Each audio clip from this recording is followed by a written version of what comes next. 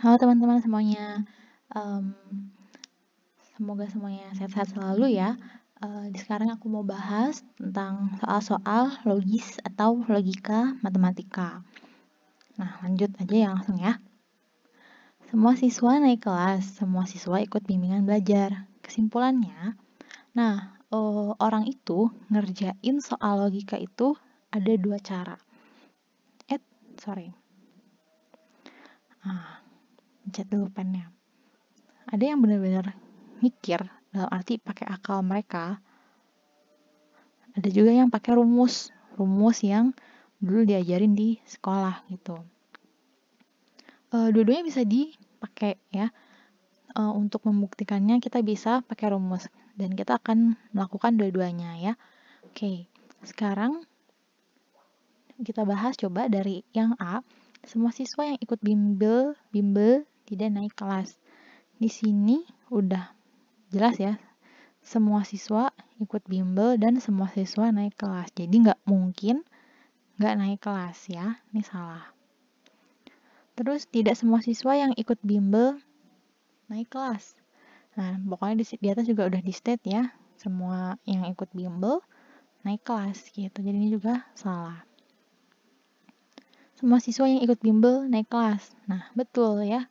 Di sini udah di state semua siswa ikut bimbel dan semua siswa naik kelas. Otomatis semua siswa yang ikut bimbel pasti naik kelas.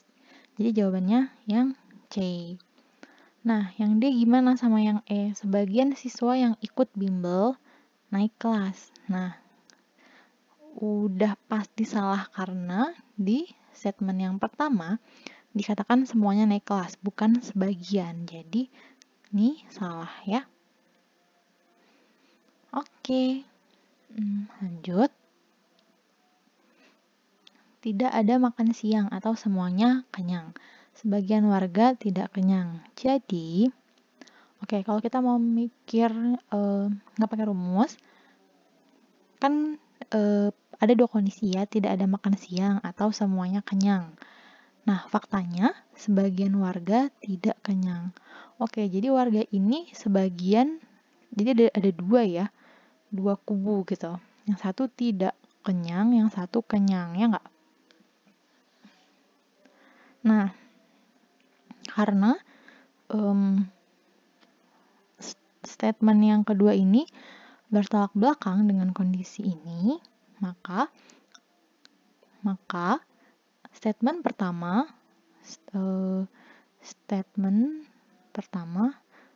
bertolak belakang dengan statement kedua gitu. Bisa disimpulkan kayak gitu.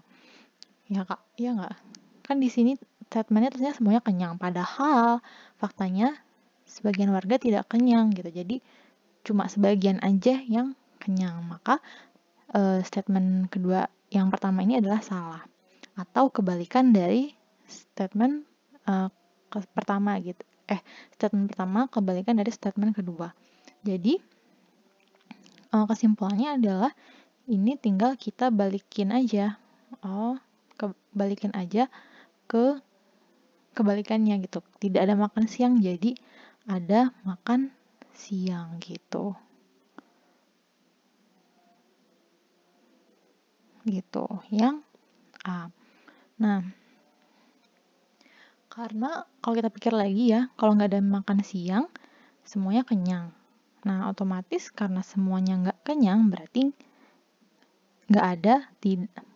berarti tidak ada makan siang itu salah ya. Tapi yang betul adalah ada makan siang. Nah, kenapa jawabannya bukan yang C nih? Ada makan siang dan semuanya kenyang, atau yang D? Ada makan siang dan sebagian warga tidak kenyang. Kan sebagian warga tidak kenyang kan betul ya.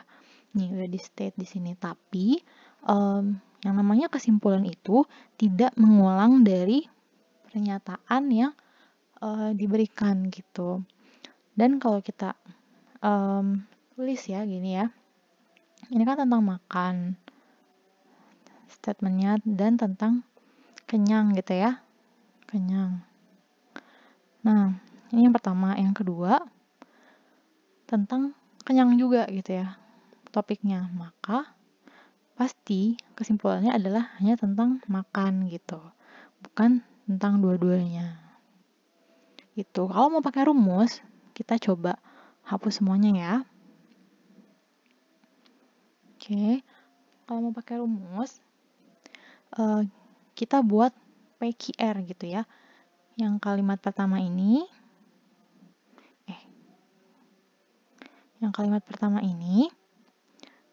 tidak ada makan siang. Oke, tidak ada makan siang, berarti makan siang itu kita buat P, karena ada kata tidak, kita kasih negasi ya. Atau itu lambangnya seperti ini, semua kenyang, kita buat Ki gitu. Jadi yang kalimat pertama adalah negasi P atau Ki. Nah, untuk kalimat yang kedua, sebagian warga tidak kenyang. Tadi kan kenyang itu Ki ya, lambangnya. Kalau tidak kenyang berarti jadi negasi Ki. Sekarang tinggal kita kerjain aja. Yang pertama itu negasi P atau Ki, yang kedua negasi Ki. Nah, kalau ada bentuk seperti ini, baiknya kita ubah ke bentuk jika maka gitu. Nah, bentuk seperti ini adalah ekuivalen atau sama dengan bentuk kalau kita ubah akan jadi P maka jika P maka Q gitu. Kalau sudah bentuk seperti ini kita baru bisa kerjakan dengan rumus. Jadi P jika P maka Q, kemudian ada negasi Q, maka hasilnya adalah negasi P gitu. P itu sendiri tadi tidak ada makan siang ya. Tidak ada makan siang berarti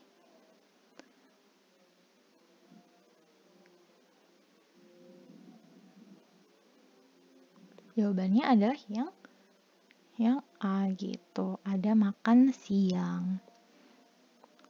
Negasi P gitu. Lanjut. Jika harga beras naik, maka petani sedih. Petani tidak sedih atau hasil panennya melimpah. Kesimpulannya, nah, sebenarnya ini kalau kita pakai logika aja agak susah ya, karena kayak contohnya kayak petani tidak sedih gitu, atau panennya melimpah. Padahal kalau panennya melimpah, petaninya akan bahagia gitu. Atau yang kayak gitu-gitulah gitu. Kadang tuh soal itu dibuat nggak masuk logika kita juga gitu secara secara naluri ya kayak gitu. Nah, kalau kita coba kerjain petani tidak sedih ya. Kalau kan faktanya ini ya, petani tidak sedih, sedangkan di sini petani sedih. Maka artinya kalau petani tidak sedih, harga beras turun. Itu yang pertama. Tapi agak susah ya ternyata ngerjainnya pakai logika. Mau nggak mau kita harus kerjain pakai rumus. Coba kita hapus. Kita buat premis-premis seperti yang tadi, P dan Q gitu ya. Jika harga beras naik, maka petani sedih. Petani tidak sedih, berarti di sini negasi Q ya. Oke. Atau hasil panennya melimpah. Di sini kita sebut R aja ya. Karena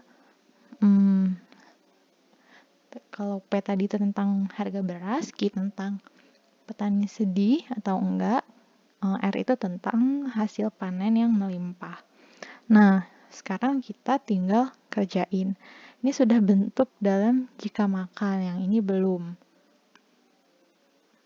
Nah, ini kalau diubah bentuknya adalah jadi Q maka R, mirip seperti yang tadi.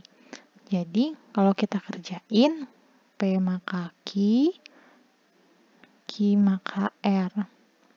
Maka ini tinggal coret-coret hasilnya P maka R gitu. P-nya apa? Harga beras naik. R-nya apa? Panennya melimpah. Jadi, jawabannya adalah yang E ya. Jika harga beras naik, maka hasil panennya melimpah. Jangan lupa ini tandanya adalah jika maka. Jadi jawabannya yang E.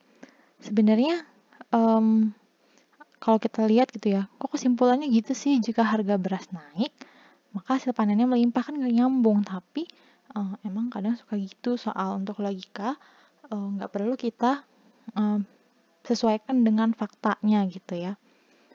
Jadi kerjakan aja sesuai rumusnya gitu atau caranya. Selanjutnya, jika tidak ada kejahatan, maka semua orang sejahtera. Sebagian orang tidak sejahtera. Kesimpulannya, nah ini mirip sama yang tadi, yang tentang warga kenyang itu. Kalau kita pikir sebagian orang tidak sejahtera, berarti orang itu ada yang sejahtera dan ada yang tidak sejahtera. Di sini di state semua orang sejahtera, berarti ini salah atau kebalikan dari premis yang kedua atau pernyataan yang kedua. Maka kesimpulannya adalah ini dinegasikan, jadi tidaknya hilang. Jadi artinya ada kejahatan gitu. Cara gampangnya. Jawabannya yang A. Tapi kalau mau kerjain, misalnya kita buat ya, jika tidak ada kejahatan maka semua orang sejahtera. Jika tidak ada kejahatan kita buat aja P Q gitu ya. Nah, P Q. Terus yang kedua itu sebagian orang tidak sejahtera. Kayak gini ya. P untuk tidak ada kejahatan, Q untuk orang sejahtera ya, dan negasi Q untuk orang tidak sejahtera. Nah, ini kan nggak ada yang bisa dicoret nih. Jadi ini kita ubah bentuknya menjadi negasi Q maka negasi P gitu. Nah, yang kedua adalah negasi Q. Maka hasilnya adalah negasi P gitu. Tadi kan P itu tidak ada kejahatan, maka negasi P itu ada kejahatan gitu. Jadi jawabannya betul yang A. Kayak gitu. Oke, lanjut. Jika hari Minggu, maka Wildan pergi ke Magelang. Wildan tidak pergi ke Magelang. Oke, atau ia pergi ke Semarang. Wildan tidak pergi ke Semarang. Jadi kesimpulannya, oke, kita lihat dari fakta terakhir, Wildan tidak pergi ke Semarang. Karena di sini ada kondisi, dua kondisi, Wildan tidak pergi ke Magelang atau ia pergi ke Semarang. Sedangkan dia tidak pergi ke Semarang, maka ini salah ya. Kita hapus. Nah, sekarang Wildan tidak pergi ke Magelang. Di sini, jika hari Minggu, maka Wildan pergi ke Magelang. Karena Wildan tidak pergi ke Magelang, maka ini bukan hari Minggu, gitu. Simple ya, bukan hari Minggu. Udah gitu aja. Kalau mau dibuat seperti rumus, bisa lagi. Misalnya, yang pertama ya, jika hari Minggu, Wildan pergi ke Magelang. Kita buat P, jika P maka Q. Ya. Kemudian, Wildan tidak pergi ke Magelang atau ia pergi ke Semarang. Tadi ke Magelang itu Q ya, kalau tidak pergi berarti negasi Q. Atau dia pergi ke Semarang, R ya, Semarang R. Nah, terus dia tidak pergi ke Semarang, berarti negasi R. Nah, apakah bisa dikerjakan? Seperti yang sudah kita latihan tadi, ini harus diubah bentuknya ya. Dari negasi Q atau R berubah bentuk menjadi Q atau R. Nah, sekarang kita tulis ulang. Di sini negasi R. Nah, di sini coret. Terus Nah, kalau kayak gini, berarti kan ini bertolak belakang. Nah, berarti kesimpulannya adalah tolak belakangnya dari P yang belum ada ya, turun gitu. Nah, negasi P. Nah, P tadi adalah hari Minggu, sedangkan negasinya adalah bukan hari Minggu. Oke, seperti itu. Terakhir, ada soal bonus lagi. Teman-teman bisa coba kerjakan untuk latihan dan bisa share jawaban teman-teman di halaman diskusi.